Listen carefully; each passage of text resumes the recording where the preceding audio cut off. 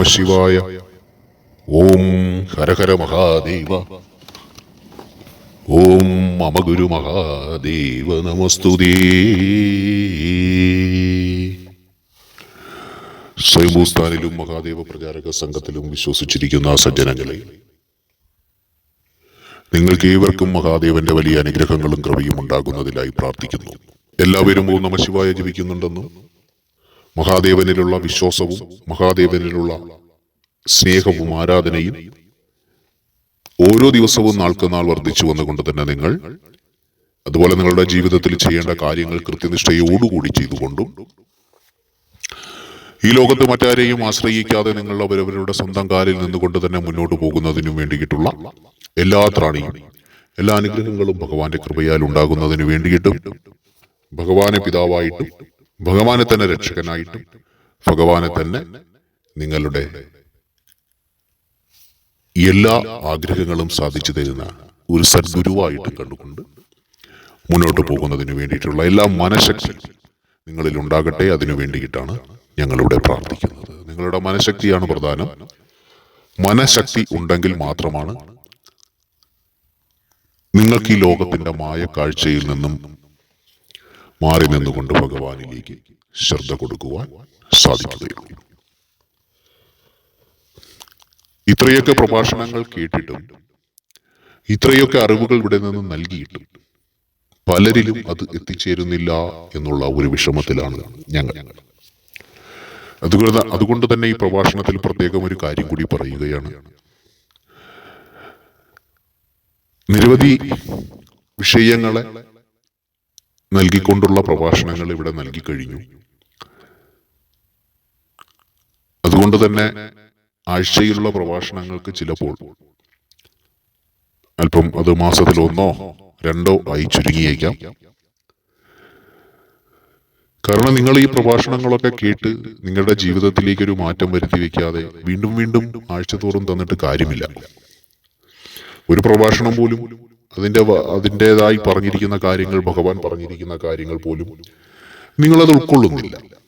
ഇത്തരത്തിൽ നിങ്ങൾ ഉൾക്കൊള്ളാതെ മുന്നോട്ട് പോയി കഴിഞ്ഞിട്ട് എന്തെങ്കിലും കാര്യമുണ്ടോ? ഇല്ല.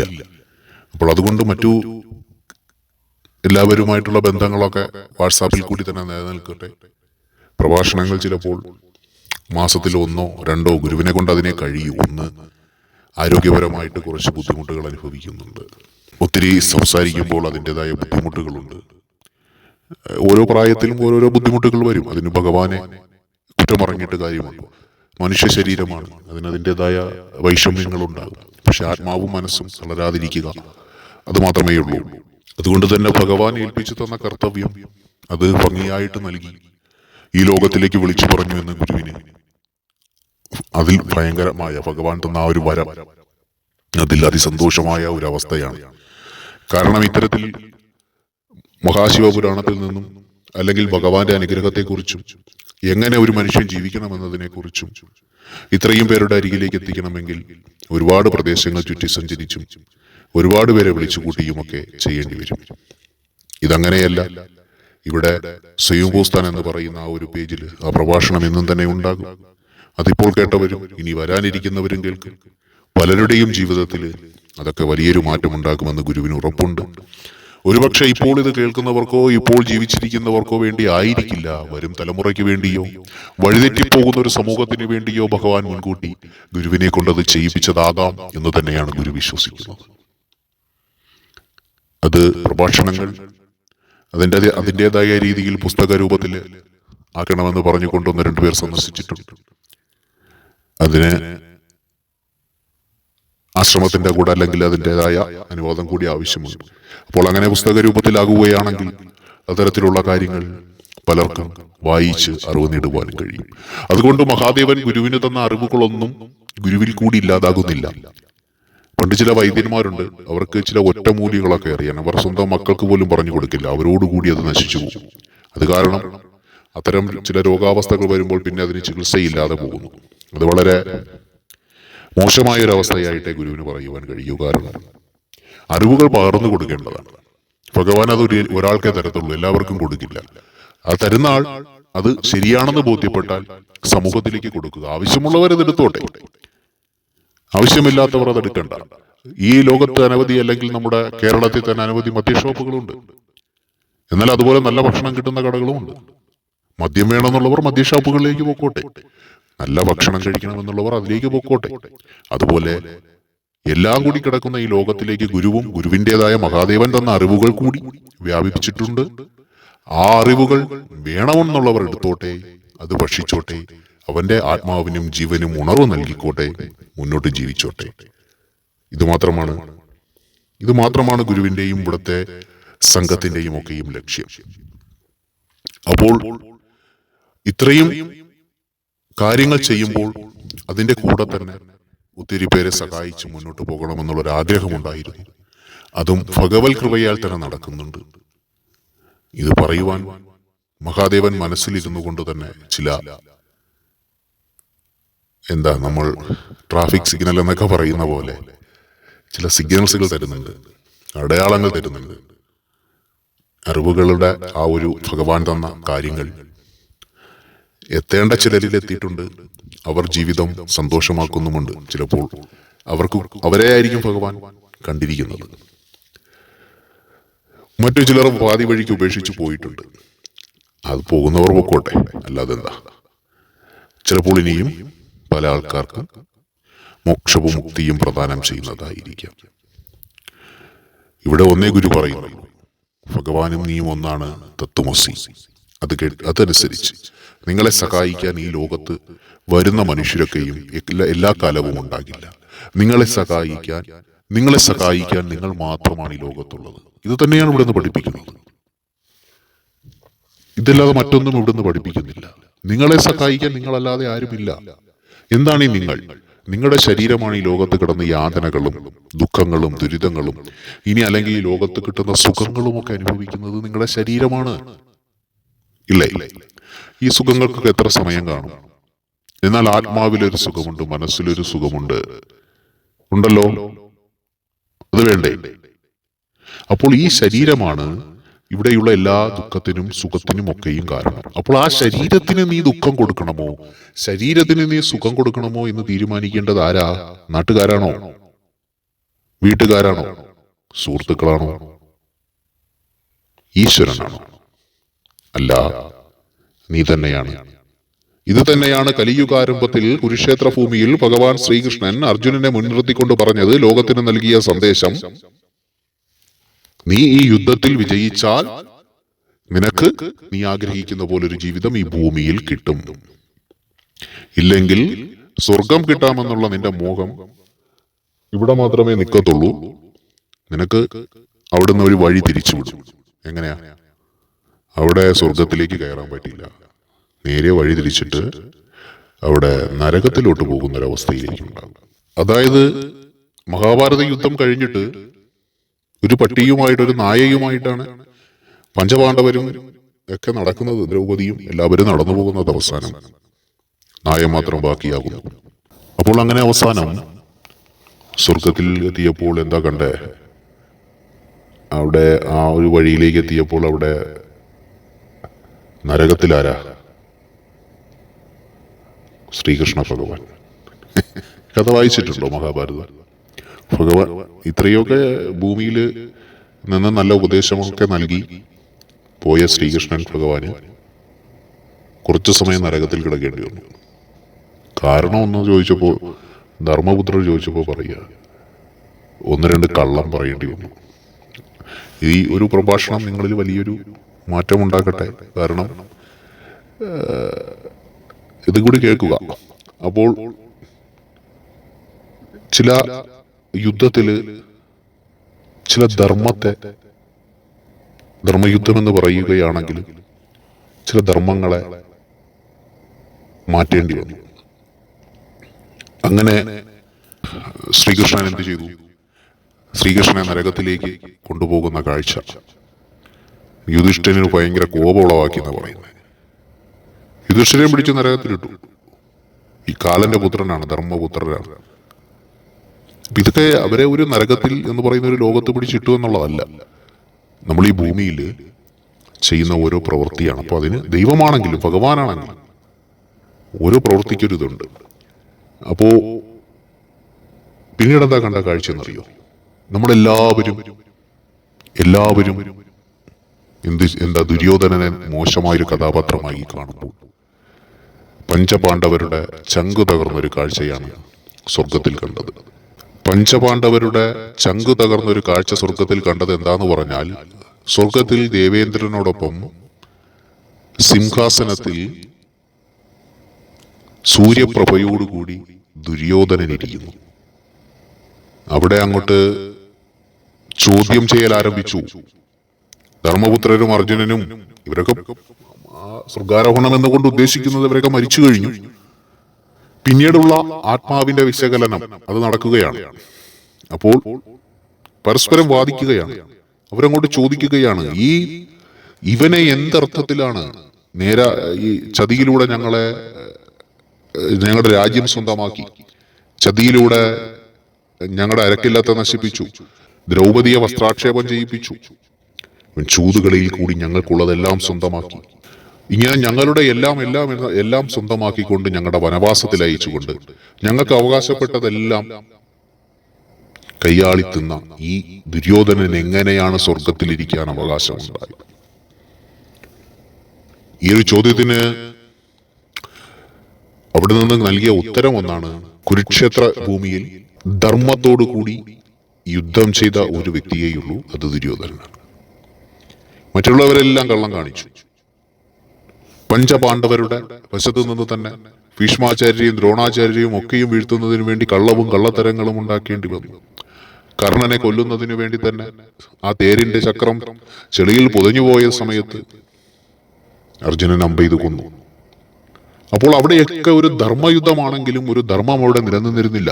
മക്കൾ, ഇതൊക്കെ നമ്മളെ പറയുമ്പോൾ നമ്മൾ ഇതിനെയൊക്കെ മനസ്സിലാക്കി വേണം മുന്നോട്ട് പോകുന്നതിന് വേണ്ടിയിട്ട്. ഒരു മനുഷ്യൻ ഭൂമിയിൽ എങ്ങനെ ജീവിക്കണം, എന്താണ് ഈ ലോകത്തുള്ളത്, ഇതിനെല്ലാം കൂടി ചുരുക്കിക്കൊണ്ടാണ് ഭഗവാൻ ഭഗവത്ഗീത നമുക്ക് തന്നിരിക്കുന്നത്. നീ ആവശ്യമില്ലാത്ത കാര്യങ്ങളൊക്കെ മനസ്സിലിട്ടുകൊണ്ട്, ആവശ്യമില്ലാത്ത കാര്യങ്ങളൊക്കെ മനസ്സിൽ കണ്ടുകൊണ്ട് നീ സമൂഹം സമൂഹം സമൂഹം എന്ന് പറഞ്ഞുകൊണ്ട് ജീവിക്കുമ്പോൾ നിനക്ക് നിന്റെ ഉയർച്ചയിലേക്ക് എത്തുവാൻ പറ്റില്ല. സമൂഹം എന്ന് പറയുന്നത് ഒരു വൻമതിലാണ്. ആ മതിലിനകത്ത് പല രീതിയിൽ ഓരോ ഹൈറ്റ് ഓരോ ലെവലിൽ നിൽക്കുന്നുണ്ട്. നീ അത് നോക്കണ്ട. ഗുരു നേരത്തെ ഒരു പ്രഭാഷണത്തിൽ പറഞ്ഞതുപോലെ നാളെ ഈ സമൂഹം തന്നെ നിന്നെ ആദരിക്കും. അതിനെന്താ ചെയ്യേണ്ടത്? നീ നിന്റെ ജീവിതത്തോട് യുദ്ധം ചെയ്യുമ്പോൾ അതിൽ ധർമ്മമുണ്ടോ എന്ന് മാത്രം നോക്കൂ. ഭഗവാൻ ശ്രീകൃഷ്ണ ഭഗവാൻ പറഞ്ഞത് കേട്ടോണ്ട് അർജുനൻ യുദ്ധം ചെയ്തു. ഇന്ദ്രപ്രസ്ഥവും ഹസ്തിനപുരിയും ഒക്കെയും തിരികെ പിടിച്ചു. അവിടെ രാജാവായി കുറെ കാലം വാണു. അതിനുശേഷം എല്ലാവരും മരിക്കും പോലെ അവരും മരിച്ചു. പക്ഷെ അതിനുശേഷമാണ് വിധിയെഴുത്തുണ്ടായത്. ആ വിധിയിൽ എന്താ സംഭവിച്ചത്? ദ്രൗപദിയുടെ വസ്ത്രത്തെ മാറ്റിയതും ശകുനിയുമൊത്ത് കള്ളച്ചൂത് കളിച്ചതും അരക്കില്ലത്തിലിട്ട് അരക്ക് കൊണ്ടുണ്ടാക്കിയ ഇല്ലത്തിലിട്ട് പഞ്ചപാണ്ഡവരെ കത്തിച്ച് നശിപ്പിക്കാൻ ശ്രമിച്ചതും എല്ലാം ആ കർമ്മങ്ങളൊക്കെയും എവിടെ പോയി? യുദ്ധത്തിന്റെ ധർമ്മത്തിൽ ആ കർമ്മദോഷങ്ങൾ ഇല്ലായ്മ ചെയ്യപ്പെട്ടു, ആ പ്രവൃത്തികൾ ഇല്ലായ്മ ചെയ്യപ്പെട്ടു. ഇവിടെ എന്താ ദുര്യോധനൻ നോക്കിയത്? ദുര്യോധനന്റെ നിലനിൽപ്പാണ്. ഇവിടെയാണ് നമ്മൾ ഭഗവത്ഗീതയിലെ ശ്രീകൃഷ്ണ ഭഗവാൻ പറഞ്ഞതും ദുര്യോധനന്റെ ജീവിതവും തമ്മിൽ കമ്പയർ ചെയ്യേണ്ടത്. ദുര്യോധനനെ നോക്കിയോ? എന്റെ ഇളയച്ചന്റെ മക്കളാണ്. ദുര്യോധനൻ നോക്കിയോ? എന്റെ കുന്തിയമ്മയുടെ മക്കളാണ്. ദുര്യോധനനെ നോക്കിയോ? ആ നിൽക്കുന്നത് എന്റെ സഹോദരനാണ്, ആ നിൽക്കുന്ന എന്റെ അമ്മാവനാണ്. ദുര്യോധനനെ നോക്കിയോ? ആ നിൽക്കുന്നത് എല്ലാവരും എനിക്ക് വേണ്ടപ്പെട്ടവരാണ്. ദുര്യോധനൻ നോക്കിയില്ല. ദുര്യോധനൻ നോക്കിയത് എന്താണ്? ദുര്യോധനനെ മാത്രം. ദുര്യോധനനെ നോക്കിയോ? 101 സഹോദരന്മാരാ, 101 പേരുണ്ട്. അതിൽ ഒരാളാണ് ദുര്യോധനൻ. ബാക്കി 100 പേരെയും നോക്കിയോ? ഇല്ല. ദുര്യോധനനെ നോക്കിയത് ദുര്യോധനന്റെ ജീവിതമാണ്. ദുര്യോധനൻ നോക്കിയത് ദുര്യോധനന്റെ ആ ഒരു ജീവിതത്തിൽ ഉണ്ടാകുന്ന ഉയർച്ചകളെ കുറിച്ച് മാത്രമാണ്. ദുര്യോധനൻ നോക്കിയത് ദുര്യോധനന്റെ ജീവിതത്തിലെ നഷ്ടപ്പെടലുകളില്ലാതെ എങ്ങനെ നേടാമെന്നതിനെ കുറിച്ചാണ്. അത് തന്നെയല്ലേ ഭഗവാൻ ശ്രീകൃഷ്ണനും പറഞ്ഞത് അർജുനോട്? നീ ഇപ്പോൾ ഈ യുദ്ധം എങ്ങനെയെങ്കിലും ജയിച്ചാൽ നിനക്ക് ഭൂമിയിൽ ഒരു സ്വർഗത്തെ നേടാം. അതല്ല, നീ ഈ കാണുന്ന മുഖങ്ങളൊക്കെ കണ്ടുകൊണ്ട് നീ അവിടെ നിൽക്കുന്ന അച്ഛൻ, അമ്മ, അപ്പൂപ്പൻ, അല്ലെങ്കിൽ നിന്റെ ചിറ്റപ്പൻ, ഇങ്ങനെ കുറെ ബന്ധങ്ങളുണ്ടല്ലോ ഈ നമുക്ക്. നിന്റെ അമ്മയുടെ ആങ്ങള, നിന്റെ അച്ഛന്റെ ചേട്ടൻ, നിന്റെ സഹോദരങ്ങൾ, ഇതെല്ലാം നീ നോക്കി അവരെയൊക്കെ നോക്കി കണ്ടുകൊണ്ട് നീ സ്വയം ഒതുങ്ങിയാൽ നിനക്ക് നാളെ നരകത്തേക്കാൾ വലിയൊരു നരകമായിരിക്കും ഈ ഭൂമിയിൽ കിട്ടുന്നത്. ഇങ്ങനെ നശിപ്പിച്ചു പോയ എത്ര പേരുടെ ജീവിതങ്ങളുണ്ട്? നിങ്ങൾ അതിനെക്കുറിച്ച് ചിന്തിച്ചിട്ടുണ്ടോ? നശിച്ചുപോയ സ്വന്തം ജീവിതത്തെ മാറ്റി വെച്ചുകൊണ്ട് വല്യേട്ടൻ കളിച്ച് നശിപ്പിച്ച എത്രയോ യുവാക്കളെ ഈ ഗുരുവിനറിയാം. സ്വന്തം ജീവിതത്തെക്കുറിച്ച് നോക്കാതെ തന്റെ പെങ്ങന്മാർക്ക് വേണ്ടിയും മക്കൾക്ക് വേണ്ടിയും, അല്ലെങ്കിൽ അനേകം അമ്മമാരെ അറിയാം ഗുരുവിന്, പിതാക്കന്മാരെ അറിയാം, മക്കൾക്ക് വേണ്ടിയും ഒക്കെയും ജീവിച്ച് ജീവിതം നശിപ്പിച്ച അവസാനം ഒരു 10 പൈസയ്ക്ക് വേണ്ടി കൈനീട്ടി നിൽക്കേണ്ട സാഹചര്യം. ഗുരു പറയുന്നത് ചിലപ്പോൾ എല്ലാവർക്കും ഉൾക്കൊള്ളാൻ കഴിയില്ല. ഗുരു പറയുന്നത് ധർമ്മമാണോ നോക്കണ്ടേ, അല്ലെങ്കിൽ ഗുരു അത് അങ്ങനെ ശരിയല്ലല്ലോ എന്നൊക്കെ തോന്നാം. പക്ഷെ ഈ ലോകത്ത് ജീവിക്കണമെങ്കിൽ അവനവനെ കുറിച്ച് ചിന്തിക്കണം മക്കളെ. നിങ്ങൾ നിങ്ങളുടെ കാൽച്ചുവട്ടിലെ മണ്ണ് ആദ്യം ഉറപ്പിക്കണം, എന്നാലേ നിങ്ങളെ ആശ്രയിച്ചു നിൽക്കുന്നവർക്ക് നിൽക്കുവാൻ കഴിയൂ. അങ്ങനെ ഈ ദുര്യോധനനെ അവസാനം ചതിയിൽ കൂടി ശ്രീകൃഷ്ണ ഭഗവാൻ തന്നെ അവിടെ ഇരുന്നു കൊണ്ട് ഭീമസേനന് കാണിച്ചു കൊടുക്കുകയാണ്. നീ ദുര്യോധനന്റെ ഏത് ഭാഗത്തടിച്ചാലും ദുര്യോധനൻ മരിക്കുകയില്ല, തുട നോക്കി ഗതയ്ക്കടിക്കുക. അങ്ങനെ തുടയ്ക്ക് താളം തട്ടി കാണിച്ചു കൊടുത്തപ്പോൾ ഭീമസേനൻ അത് മനസ്സിലാക്കുകയും തുടയിൽ തല്ലുകയും, അതൊരു വരമാണ്, തുടയ്ക്കടിച്ചാൽ മാത്രമേ മരണപ്പെടാവൂ എന്നുള്ളത്. അങ്ങനെ ആ ദുര്യോധനൻ ആ യുദ്ധഭൂമിയിൽ മരണത്തെയും സ്വീകരിക്കുന്നതിനു വേണ്ടിയിട്ട് അങ്ങനെ ആ തുടയ്ക്കടിയേറ്റ് ചതഞ്ഞ തുടയുമായി കിടക്കുമ്പോൾ ദുര്യോധനൻ ചോദിക്കുന്ന ഒരു ചോദ്യമുണ്ട്. നിങ്ങളൊക്കെ യുദ്ധം ചെയ്തു, ഞാനും യുദ്ധം ചെയ്തു, പക്ഷേ ഞാൻ ധർമ്മത്തോടു കൂടിയാണ് യുദ്ധം ചെയ്തത്. യുദ്ധത്തിൽ ധർമ്മയുദ്ധം ചെയ്യുന്നവൻ വീരമൃത്യു വരിക്കുമെന്ന് കേട്ടിട്ടുണ്ട്. വീരമൃത്യു വരിക്കുന്നവന് സ്വർഗത്തിലേക്കാണ് അവകാശമെന്നും പറയുന്നുണ്ട്. അർജുന, യുധിഷ്ഠിര, കൃഷ്ണ, അങ്ങും കൂടെ നിന്നുകൊണ്ട് ഈ ചതി ചെയ്യുമ്പോഴും ഞാൻ ധർമ്മത്തിൽ കൂടിയാണ് യുദ്ധം ചെയ്തത്. ധർമ്മയുദ്ധം ചെയ്ത് വീരമൃത്യു വരിക്കുന്നവന് സ്വർഗം അഭികാമ്യമെങ്കിൽ ഈ ദുര്യോധനനും അവിടെ എത്തും. ഇതുപോലെ ജീവിതത്തിൽ നമുക്ക് യുദ്ധം ചെയ്യേണ്ട പല സാഹചര്യങ്ങളും ഉണ്ടായിട്ടുണ്ട്. ചിലപ്പോൾ വീണുപോകാം, ഇതുപോലെ ദുര്യോധനൻ വീണതുപോലെ തുടയ്ക്കടിയേറ്റ് വീണെന്ന് വരാം. ചതിയും വഞ്ചനയും 4 ഭാഗത്തു നിന്നും ഉണ്ടായെന്ന് വരാം.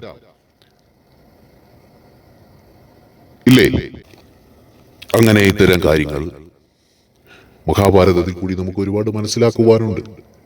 ഇത് ഗുരു പറയുവാൻ കാര്യം, നിങ്ങളുടെ ജീവിതത്തിന്റെ ഉയർച്ചയ്ക്ക് വേണ്ടി മാത്രമാണ് ഗുരു ഇവിടെ നിന്ന് സംസാരിച്ചിരിക്കുന്നത്.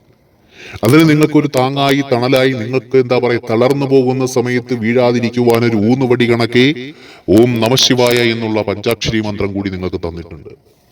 നിങ്ങളത് ജപിച്ച്, നിങ്ങളത് താങ്ങായി തണലായി നിങ്ങൾ മുന്നോട്ട് പോകുമ്പോൾ നിങ്ങളുടെ ജീവിതം മാത്രം നോക്കണം. നിങ്ങൾ ഉയർന്നാൽ മാത്രമേ, മകനെ, നീയാണൊരു വീടിന്റെ താങ്ങെങ്കിൽ നീ ഉണർന്ന് ഉയർന്നാൽ മാത്രമേ നിന്റെ മാതാവിനും പിതാവിനും നിന്റെ തണലിൽ കഴിയുവാൻ കഴിയൂ. ഒരു പിതാവുണ്ടെങ്കിൽ, പിതാവേ, നിങ്ങൾക്ക് ഒരു ഭാര്യയുണ്ട്, കുഞ്ഞു മക്കളുണ്ടെങ്കിൽ നാളെ നിങ്ങൾ ഇന്ന് എന്ത് ചെയ്യുന്നതനുസരിച്ചായിരിക്കും അവരുടെ ഭാവി മുന്നോട്ട് പോകുന്നത്. അതുകൊണ്ട് നിങ്ങൾ നിങ്ങളിലേക്ക് നിൽക്കണം, ചെയ്യേണ്ട കാര്യങ്ങൾ ചെയ്യണം. ചെയ്യേണ്ടെന്ന് ഗുരു പറയുന്നില്ല. സഹായിക്കുന്നവരെ സഹായിക്കുക. നോക്കൂ, എത്രയോ ആൾക്കാർ ഒരു സഹായം അതിനുവേണ്ടി നിൽക്കുന്നു. നിങ്ങളുടെ പോക്കറ്റിൽ 100 രൂപയേ ഉള്ളെങ്കിൽ 10 രൂപ അയാൾക്ക് കൊടുക്കുക. നിങ്ങളുടെ ഗതി മാറുന്നത് നിങ്ങൾക്കറിയാം. നിങ്ങളുടെ ഗതി മാറി വരുന്നത് നിങ്ങൾക്കറിയാം. അപ്പോൾ അങ്ങനെ ഇതിനകത്തൊക്കെ ഒത്തിരി കാര്യമുണ്ട്. അതുകൊണ്ടാണ് ഗുരു ഇവിടെ മഹാഭാരത കഥയും ഗീതോപദേശവും തമ്മിൽ സംസാരിക്കുവാൻ കാര്യം. ഇത് നിങ്ങൾ എപ്പോഴും ഗീതോപദേശം കേൾക്കുമ്പോൾ ശ്രീകൃഷ്ണൻ അർജുനനോട് പറയുന്ന ആ ഒരു ഉണർത്തുപാട്ടല്ല കാണേണ്ടത്. ശ്രീകൃഷ്ണൻ അർജുനനോട് അങ്ങനെ പറയുമ്പോൾ അങ്ങനെ ജീവിച്ചൊരു വ്യക്തി മഹാഭാരതത്തിലുണ്ട്.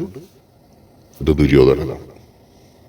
അതുകൊണ്ടാണ് അവർ സ്വർഗത്തിലേക്ക് ചെന്നത്. നമുക്ക് ഉൾക്കൊള്ളാൻ പറ്റില്ല. മഹാഭാരതം ആദ്യം മുതൽ വായിച്ചു വരുന്ന ഒരു വ്യക്തിക്ക് അത് അവസാനം എത്തുമ്പോൾ ദുര്യോധനൻ സ്വർഗത്തിലിരിക്കുന്നു എന്ന് പറയുമ്പോൾ ഒരു സാധാരണപ്പെട്ട മനുഷ്യന് അത് എങ്ങനെ പറ്റും? കാരണം അത്രയ്ക്ക് ദ്രോഹം ചെയ്തല്ലേ. പാണ്ഡവരെയല്ലേ നമ്മൾ ഹീറോയായി കാണുന്നത്. അവർക്കൊക്കെ ദ്രോഹം ചെയ്തൊരാള് ദേവ് സ്വർഗത്തിലിരിക്കുന്നു. മക്കൾ, ഇത് നമ്മൾ മനസ്സിലിട്ട് നോക്കണം. എന്താണ് ഈ ഭൂമി? എന്താണ് ഇവിടുത്തെ നിയമം? ഈ കലിയുഗത്തിൽ എന്താണ് നടക്കുന്നത്? അപ്പോൾ അതുകൊണ്ട് ഇപ്പോഴും വീണ്ടും വീണ്ടും മകനെ നീ ഉയരുക, മകളെ നീ ഉയരുക.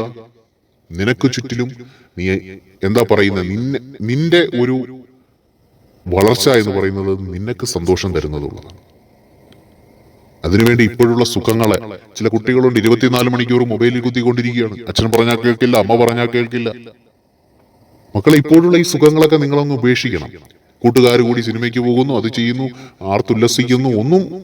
മക്കൾ, ഈ സുഖങ്ങളൊക്കെ നിങ്ങൾ മാറ്റിവെച്ചാൽ ഒരു 10 വർഷം കഴിയുമ്പോൾ നിങ്ങളുടെ ജീവിതകാലം മുഴുവനും നിങ്ങൾക്ക് പരമാനന്ദ സുഖത്തിൽ ജീവിക്കാനുള്ള കാര്യങ്ങൾ നിങ്ങൾക്ക് നേടിയെടുക്കുവാൻ പറ്റും.